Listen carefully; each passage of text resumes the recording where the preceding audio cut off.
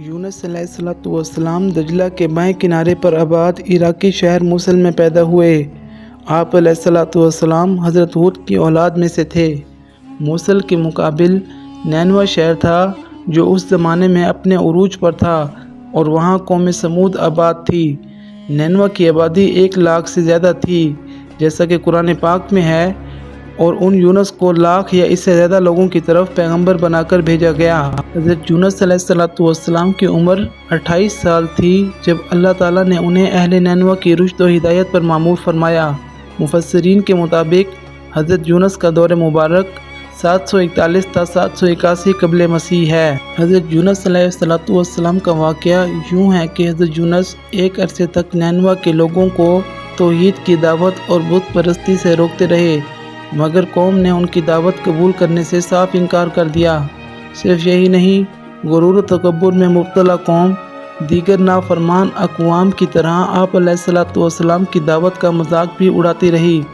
जब उनकी सरकशी और नाफरमानी इंतहा को पहुँच गई तो अल्लाह ताला ने हज़रत यूनुस को हुक्म दिया कि लोगों को आगाह कर दो कि 3 दिन के अंदर अंदर उन पर अजाब आने वाला है। आपने कौम में इसका ऐलान कर दिया। ये सुनकर कौम यूनुस ने आपस में मशवरा किया तो इस बात पर उन सब का इत्तफाक हुआ कि यूनुस अलैहिस्सलाम को कभी झूठ बोलते नहीं देखा गया, लिहाजा उनकी बात नज़रअंदाज नहीं करनी चाहिए। मशवरे में ये भी तय हुआ कि देखा जाए कि अगर यूनुस अलैहिस्सलाम रात बस्ती के अंदर अपने घर में मुकीम रहते हैं तो समझ लो कि कुछ नहीं होगा, और अगर वो यहाँ से कहीं और चले जाते हैं तो यकीन कर लो कि सुबह अजाब ज़रूर आएगा।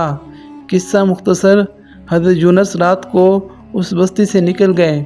सुबह हुई तो अजाब इलाही एक सियाह धुएं और बादल की शक्ल में बस्ती वालों के सरों पर मंडलाने लगा। जब वो उनके करीब होने लगा तो लोगों को यकीन हो गया कि अब वो सब हलाक होने वाले हैं। ये देखकर हज़रत यूनुस अलैहिस्सलाम को तलाश किया गया कि उनके हाथ पर ईमान ले आएँ और तौबा कर लें, मगर आपको ना पाया तो खुद ही इखलास नीयत के साथ तौबा व इस्तिग़फ़ार में लग गए और अपने घरों से एक मैदान में निकल आए। औरतें, बच्चे और जानवर सब उस मैदान में जमा कर दिए गए। तमाम बस्ती वाले टाट के कपड़े पहनकर इज्ज़ व इनकसारी के साथ तौबा करने और अजाब से पनाह मांगने में इस तरह मशगूल हुए कि पूरा मैदान आहू बका से गूंजने लगा। अल्लाह ताला ने उनकी तौबा कबूल फरमा ली और अजाब उनसे हटा दिया। रिवायत में है कि ये आशूरा यानी 10वीं मुहर्रम का दिन था। दूसरी तरफ आप अलैहिस्सलाम अपने सफ़र के दौरान दरिया को अबूर करने के लिए इसराइल के इलाका याफा में कश्ती में सवार हुए। कुछ दूर जाकर कश्ती भंवर में फंस गई। इस वक्त के दस्तूर और रिवाज के मुताबिक ये ख्याल किया जाता था कि जब कोई गुलाम अपने मालिक से भागकर जा रहा हो और कश्ती में सवार हो तो वो कश्ती उस वक्त तक किनारे पर नहीं पहुंचती जब तक इस गुलाम को कश्ती से उतार न लें। अब कश्ती के भंवर में फंसने पर उन लोगों ने कुरा डाला जो हज़रत यूनुस के नाम निकला।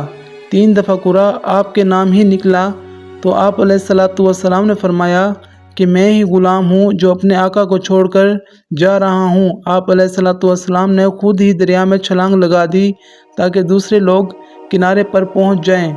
अल्लाह ताला ने एक मछली के दिल में अलका किया और हुक्म दिया कि हज़रत यूनुस अलैहिस्सलाम को बग़ैर नुकसान पहुँचाए निगल ले। इस तरह आप अलैहिस्सलाम मछली के पेट में आ गए। ये आप अलैहिस्सलाम पर एक इम्तिहान था। हज़रत यूनुस अलैहिस्सलाम को मछली के पेट में जाने की वजह से ज़ुल्नून और साहिबल हूत कहा गया है, क्योंकि नून और हूत दोनों का मानी मछली है। दूसरी तरफ मछली के पेट में दाखिल होने के बाद हज़रत यूनुस ने यह समझा कि वो वफ़ात पा चुके हैं, मगर पाँव फैलाया तो अपने आप को ज़िंदा पाया। बारगाह इलाही में अपनी नदामत का इजहार किया और तौबा इस्तिग़फ़ार की, क्योंकि वो वही इलाही का इंतज़ार और अल्लाह ताला से इजाज़त लिए बग़ैर अपनी कौम से नाराज़ होकर नैनवा से निकल आए थे। फिर मछली के पेट में हज़रत यूनुस अलैहिस्सलाम ने अपनी ख़ता की यूँ माफ़ी मांगी لا الہ الا انت سبحانک انی کنت من الظالمین۔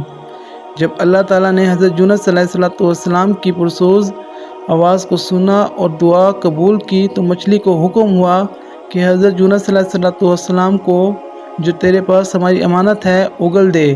چنانچہ مچھلی نے دریا کے کنارے حضرت یونس علیہ السلام کو 40 روز بعد اگل دیا۔ وہ ایسی ویران جگہ تھی جہاں نہ کوئی درخت تھا نہ سبزہ، بالکل چٹیل میدان۔ جبکہ حضرت یونس علیہ السلام بے حد کمزور و نحیف ہو چکے تھے۔ حضرت ابن عباس سے مروی ہے کہ حضرت یونس علیہ السلام نومولود بچے کی طرح ناتواں کمزور تھے۔ آپ کا جسم بہت نرم و نازک ہو گیا تھا اور جسم پر کوئی بال نہ تھا۔ چنانچہ اللہ تعالیٰ نے اپنی رحمت سے حضرت یونس کے قریب کدو کی بیل اگا دی تاکہ اس کے پتے آپ پر سایہ کیے رہیں۔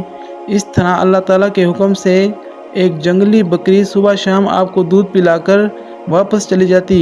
یہ سب اللہ تعالیٰ کی رحمت اور فضل ہی تھا، ورنہ آپ ضعیف اور کمزور تر ہوتے چلے جاتے۔